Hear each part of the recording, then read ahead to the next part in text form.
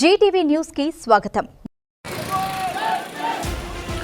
ఎమ్మెగనూరులో DSC బాధితుల గొంతుకగా వైఎస్ఆర్సీపీ భారీ నిరసన చేపట్టింది. 2025 మెగా డిఎస్సిలో అక్రమ నియామకాలు, పేపర్ లీకేజీ ఆరోపణలపై సమగ్ర విచారణ జరిపించాలని, నిరుద్యోగ భృతిని వెంటనే అమలు చేయాలని, విద్యా దీవెన, వసతి దీవెన, ఫీజు రీయింబర్స్మెంట్ బకాయిలను విడుదల చేయాలని డిమాండ్ చేస్తూ వైఎస్ఆర్సీపీ ఆధ్వర్యంలో ఎమ్మెగనూరులో భారీ ర్యాలీ నిర్వహించారు.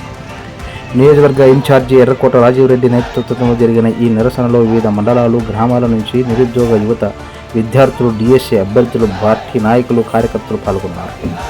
శిల్ప ఎస్టేట్లోని వైఎస్ఆర్సీపీ కార్యాలయం నుంచి ప్రారంభమైన ర్యాలీ సోమప సర్కిల్ వరకు కొనసాగింది.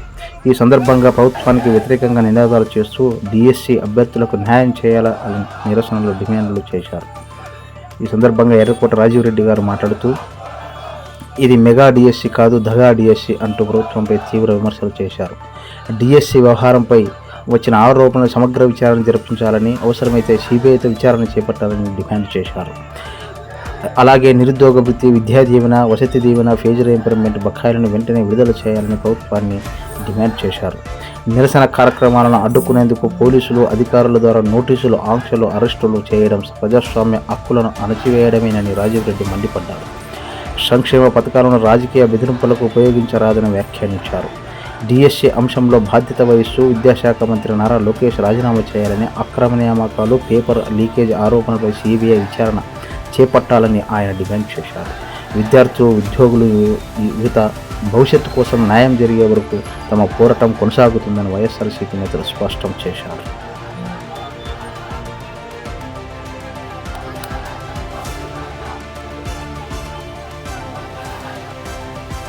ప్రతి నియోజకవర్గంలో డిఎస్సి అక్రమాలపై పెద్ద ఎత్తున ర్యాలీ పెట్టడం జరిగింది. ఈరోజు డిఎస్సి గురించి ఫస్ట్ మనం మాట్లాడాలంటే ఫస్ట్ మనకు విద్యార్థులే గుర్తొచ్చేది. ఎందుకంటే డిఎస్సి టీచర్స్ ఎవరైతే ఉన్నారో భావితరాలకి నేర్పించేవారు టీచర్స్. అలాంటి ఉద్యోగాల్ని కూడా వీళ్ళు అమ్ముకొని దాన్ని ఓన్లీ కూటమి నాయకులే ఉండాలా కానీ మెరిట్లో ఇప్పటి వరకు కష్టపడి చదివి రాసే వాళ్ళకి నోటిఫికేషన్లు వచ్చి మెరిట్ మీద మార్కులు వచ్చిన వాళ్ళకి విలువ లేకుండా చేస్తా ఉన్నారు ఈ కూటమి ప్రభుత్వం వాళ్ళు. 4 స్పోర్ట్స్ కోటాలో కూడా 400 మంది వరకు ఉంటే మా క్వశ్చన్ వచ్చేసి మేము ఏమడుగుతా ఉన్నాం, ఫెడరేషన్ వాళ్ళు ఏదైనా అసోసియేషన్ వాళ్ళు ఇచ్చిన దాని ప్రకారం మీరు ఏ రకంగా మీరు అది కరెక్ట్ ఇన్ఫర్మేషన్ అనుకుంటారు? ఇప్పుడు ఒక విద్యార్థి ఉన్నారు, ఇక్కడ పిల్లలు ఉన్నారు, ఈ పిల్లలకి మనకు స్పోర్ట్స్ కోటాలో రావాలంటే ఏదైనా ఇండియా ఇది రాష్ట్రం కోసం రంజీ ట్రాఫీస్, క్రికెట్ అయితే రంజీ ట్రాఫీస్, ఖోఖోస్ అయితే నేషనల్, స్విమ్మింగ్ అయితే నేషనల్, స్టేట్ ని రిప్రజెంట్ చేసిన వాళ్ళైతే వాళ్ళు ఒక సర్టిఫికేట్ ఉంటుంది, వాళ్ళు కదా హక్కుదారులు స్పోర్ట్స్ కోటాలో. అలాగే వదిలేసి ఎక్కడో ఫెడరేషన్ నుంచి వచ్చిన వాళ్ళని ఏదో ఫెడరేషన్ సర్టిఫికేట్ ఇస్తే వాళ్ళు కుటుంబ నాయకులు కానీ కార్యకర్తలు అయితే వాళ్ళకు ఉద్యోగాలు ఇవ్వడం ఎంతవరకు కరెక్ట్?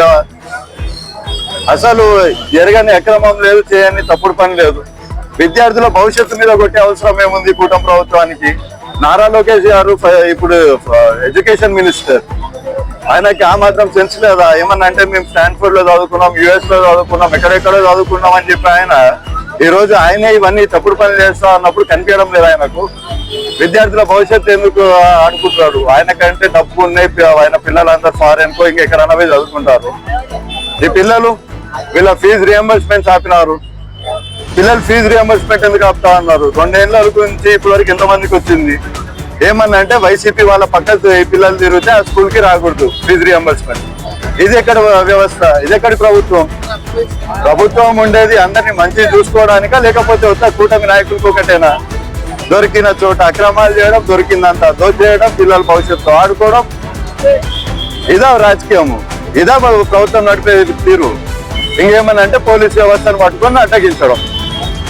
అడ్డుకుంటే భయపడే వాళ్ళు ఎవరైనా ఉన్నారనుకుంటే ఎప్పుడే చెప్తా ఉన్నా, ఎవరికి భయపడే ప్రసక్తి అయితే లేదు. మీరు 10 మందిని పెట్టకపోతే ఇంకో 1000 మందిని పెట్టుకోండి. పిల్లలకి కానీ లేకపోతే ఇచ్చిన హామీలు కానీ ఏ మాత్రం నిర్వహించకపోయినా ప్రభుత్వం ఎలక్షన్ ముందు ఏవైతే హామీలు ఇచ్చినాయో అవన్నీ ఇచ్చేంత వరకు మేము ఇలానే చేస్తూ ఉంటాం. మీరు మా మీద కేసులు పెట్టాలంటే పెట్టొచ్చు, ఎవరు భయపడే అవసరం మాకు లేదు. పిల్లల భవిష్యత్తుతో ఆడుకోకుండా ఇప్పుడన్నా బకాయిలు ఫీజు రియంబర్స్మెంట్ ఇచ్చేసి బకాయిలు ఇచ్చేసి, అలాగే మెరిట్ స్టూడెంట్స్ స్పోర్ట్స్ కోటాలో గుర్తించి వాళ్ళని ఐడెంటిఫై చేసి మళ్ళీ వాళ్ళకి ఎవరికైతే ఉందో వాళ్ళకి ఇచ్చేయాలి. అని చెప్పి కూడా కోరుతా ఉన్నాం.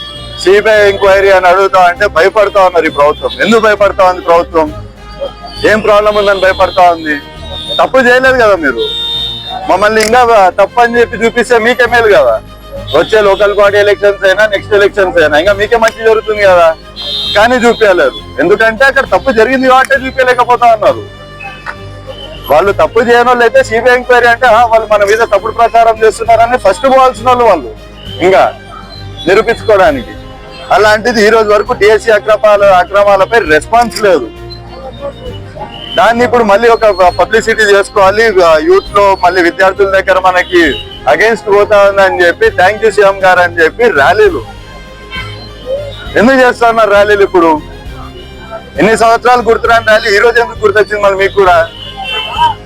డిఎస్సి అక్రమం చేయలేదన్నప్పుడు డిఎస్సి వాళ్ళకి ఎవరికైతే ఉద్యోగాలు ఇస్తారో ఆ రోజు చేయాల్సి ఉంటుంది థ్యాంక్ యూ సీఎం గారు అని. అది వదిలేసి ఈరోజు థ్యాంక్ యూ సీఎం గారు అని ర్యాలీ పెడితే ఏం మెసేజ్ ఇస్తా ఉన్నారని? ఇంకేమనంటే మమ్మల్ని క్వశ్చన్ చేస్తా ఉన్నారు కదా వైసీపీ ప్రభుత్వం వాళ్ళని. సంవత్సరం నుంచి అయింది, సంవత్సరం తర్వాత గుర్తొచ్చిందా అని. మళ్ళీ మీకు కూడా గుర్తొచ్చింది ఇప్పుడేనా సీఎం గారికి థ్యాంక్ యూ చెప్పాలని చెప్పి? చేసేవన్నీ పాడు పనులు, అక్రమాలు, అరాచకాలు, మాట్లాడేవేమో నీతి మాటలు. ఖచ్చితంగా విద్యార్థులకు ఫీజు రియంబర్స్మెంట్స్, అలాగే డిఎస్సి వాళ్ళకి ఇచ్చిన హామీ వాళ్ళ మెరిట్ స్టూడెంట్స్ ఎవరైతే స్పోర్ట్స్ కోటాలు అక్రమంగా చేసి వాళ్ళ పేర్లు డిలీట్ చేయబడినారో వాళ్ళు ఖచ్చితంగా మళ్ళీ వెనక తీసుకొచ్చి వాళ్ళకి ఇది మీ పోస్టే అని చెప్పి వాళ్ళకి క్షమాపణ చెప్పి కూడా వాళ్ళ పోస్ట్ వాళ్ళకి. చూస్తూనే ఉండండి జీటీవీ న్యూస్ ను. నిజం మా ధ్యేయం, సమతా సంక్షేమం మా లక్ష్యం. మరిన్ని వార్తల కోసం సబ్స్క్రైబ్, లైక్, షేర్ చేయండి. నమస్కారం.